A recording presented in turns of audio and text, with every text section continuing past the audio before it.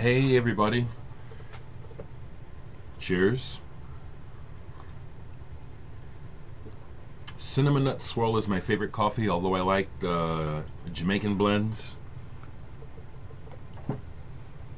Just decided to just go ahead and check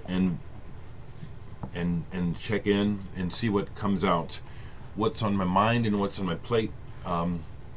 First off, I want to thank, I'm always thanking, but it's sincere. I would like to thank people for listening to my last video and just not, thanks for not complaining about me going on about the brown experience. I won't even say black because I'm including all people of color when I talk about it. Thanks for listening, or if you're listening or not, thanks for not I'm going to assume that it means that people are trying to understand why it keeps coming up. It's, you know. So let's go to music, okay? Which I know is the primary appeal of this channel for most people. What's going on is that tonight I have a gig tonight with two bands. I'm playing with two bands tonight on the show. My partner in Indrima, Nick Fackler, his movie Sick Birds Die Easy is having a showing in Omaha tonight. I guess it's the Omaha film premiere at Film Streams, and we're playing the after party. This is the Indrima album that was co-released by Team Love and my label, DVH Recordings. Recently, the song Sad Reunion was featured in a Parenthood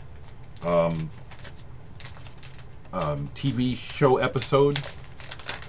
This is a nice exposure for the band. And I'll show the record.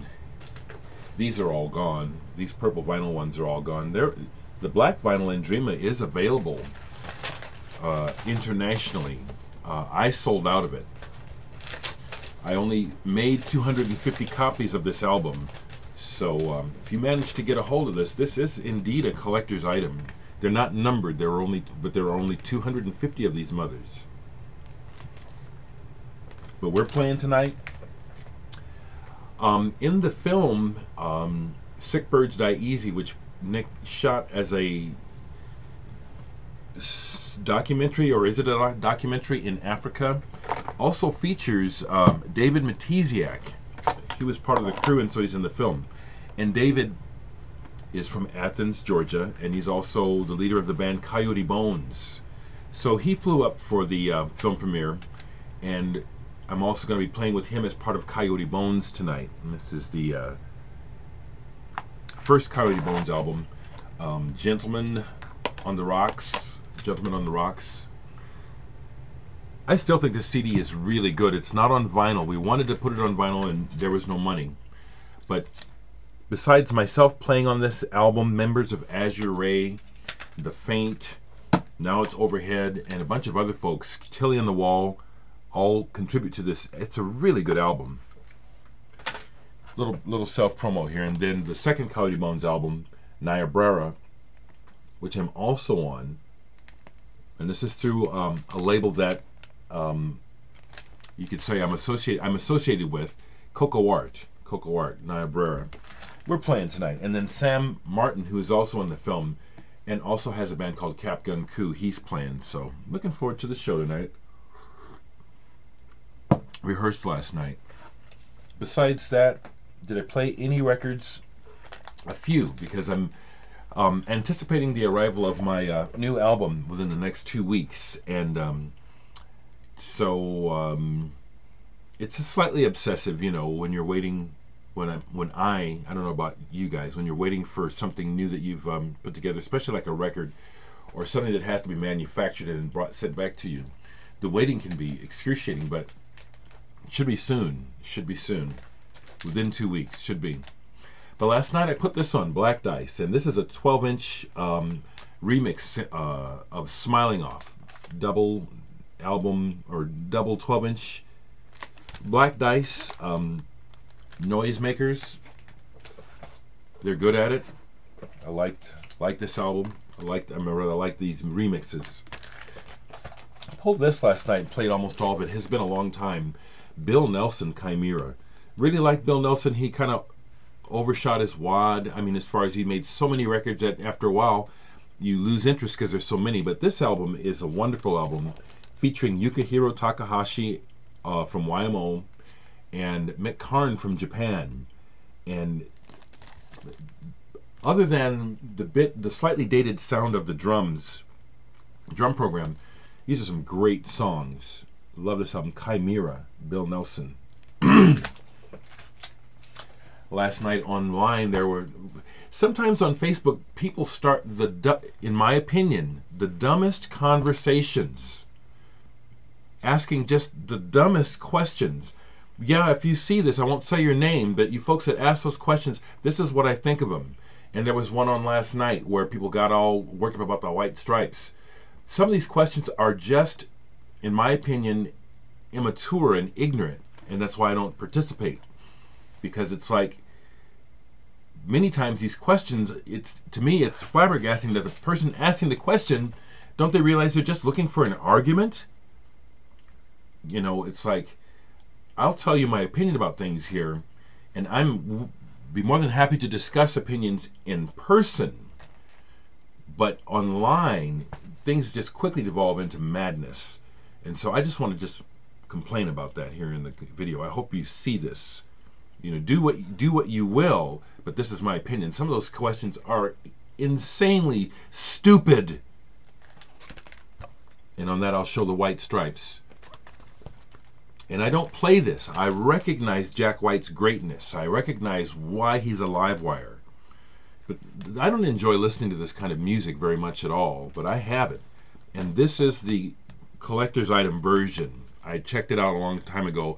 The matrix numbers, all that shit. This is the one where, I don't know about now, but for a while people were paying over $100 for this.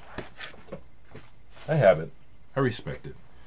Let me take a sip of coffee and see where I go next.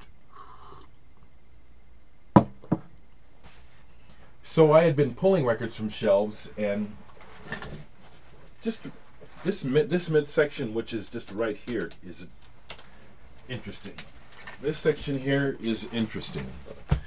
They're all interesting, but I only have Massive Attack 12 inches. I would love a copy of Mezzanine on vinyl. And it shot up in value, you know, and I've only seen copies of Mezzanine on vinyl for like $200. I'm sure that you can still find it at a regular price, but I have not seen one. And I have Teardrop, Massive Attack. I got to see them the one time they came to America. I went to Minneapolis. It was well worth it. And they had Horace Andy with them. Wow. Daydreaming, Massive Attack, you better believe it. Some of the finest music. When I think about Protection and Massive Attack's first album, I think of Big Star 1000.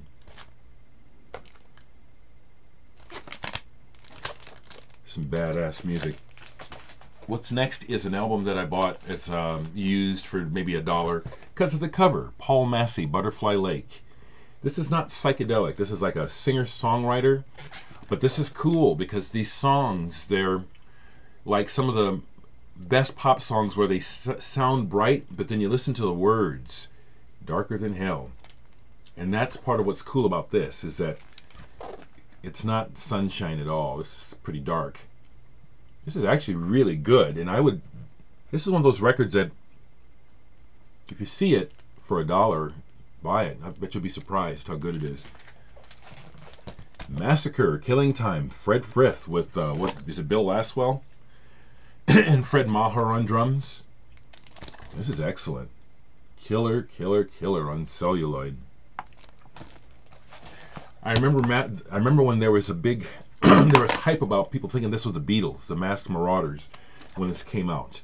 And it's just so funny how people can be fooled and how hype travels so far. And because this isn't even Beatlesy to me, but I have it. Humasakela. Mad respect for this man, as well as love for his music, because he tells it like it is. You know, he humbly accepted the way that he could make a career in the world. But he has said it, that he knew he was being humiliated in order to get a career, but he did it. You know, he got through it. But, you know, like, here's a perfect example, one of his first albums, which is fantastic. The Americanization of Ooga Booga, Hugh Masekela. The bare feet and the suit. Now, of course, this symbolizes some things, but from the perspective of a person like me, this is another example of that white colonial mentality, that it's a white world and we're seen through the eyes of a white perspective, because this is not how Masekela would have chosen for his album to be seen. If he'd had anything to say about it, you can put money on that. I swear I feel the need to say these things. And it's not out of hate. It's out of love. It's like, come on, let's dispel this foolish, crazy thinking that one race is better than the other. That's enough of that. Martz. One from the Heart. Electronic. Is this Eckhard Ehlers? Eckhard Ehlers, yeah. Something I took a chance on, it was used. Turns out to be great. Great electronics. Here's some jazz that I need to play. Rio Ria. Cesarius Alvim and Jean-Pierre Masse. I've had this for a while. I don't remember it. I'm trying to see if there are some other players on here that I recognize. I can't see it right now, but there's a reason why I still have this. Something to discover. Talk about Beatles-like and nobody knowing. This is Beatles-like.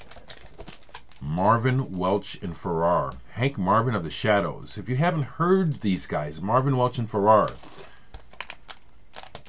What? You like the Beatles? You don't know about Marvin, Welch, and Farrar? Do you know about Hank Marvin and the Shadows? Can I be silly for a minute? Okay. Matter of fact, the engineers where this was recorded at the EMI studios, possibly EMI, said that this, you know, the engineers that worked on all the Beatles records, they said this is better engineered than any Beatles record. I can't remember where I read the quote more than once, but they topped this album above any Beatles album they worked on. And if you hear this, you'll know what I'm talking about. To me, this is an example of where if you don't have the press package together and the right promo, then it doesn't matter how good the music is, because a lot of times people aren't listening. It's like they're getting the whole package. This is excellent. Excellent. Jason Martz, Neoteric Orchestra, The Pillory. This is another one of those ambitious projects where it's prog and more. And Jason Martz, who I know nothing about, apparently had the money to hire people like Eddie Jobson, Dave King from Amandul. Those are two names that jump out right away. There's some other names on here. Haven't played this in a while, but this is quite a piece of work on the All Ears label. Jason Martz, the Neoteric Orchestra. Once again, something else to revisit. It's been a long time. I'll go a little bit longer here. This will be a long video. Merry Goes Round.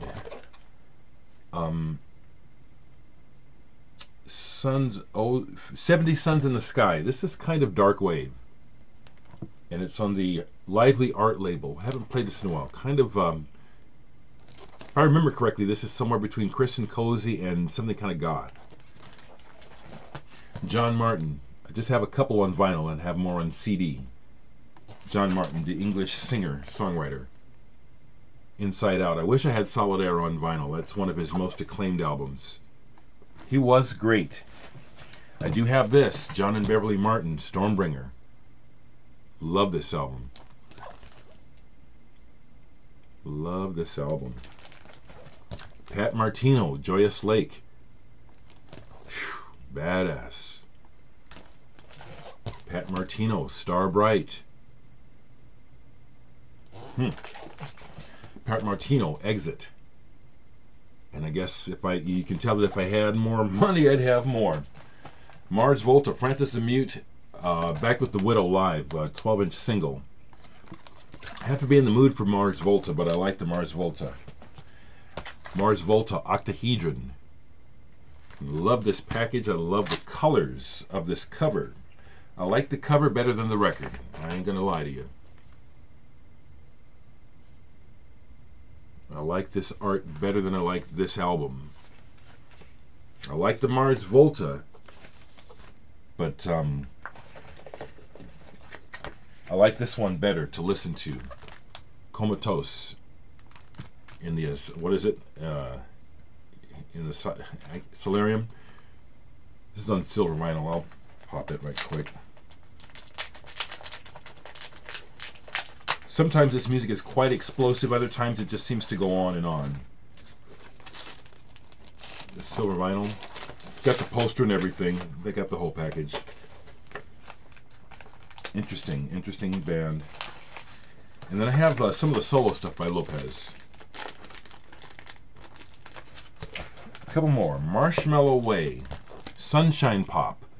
With that kind of ersatz sort of pseudo-psychedelic look. You can see the marketing thoughts behind this album. It's okay. It's definitely worth a listen. Last thing I pulled was Marscape. Jack Lancaster, Robin Lumley. This is really kind of like a Brand X album. Okay, folks, I'm going to leave it right there. Be well. Looking forward to making an announcement about Flyover on Vinyl really soon, really soon.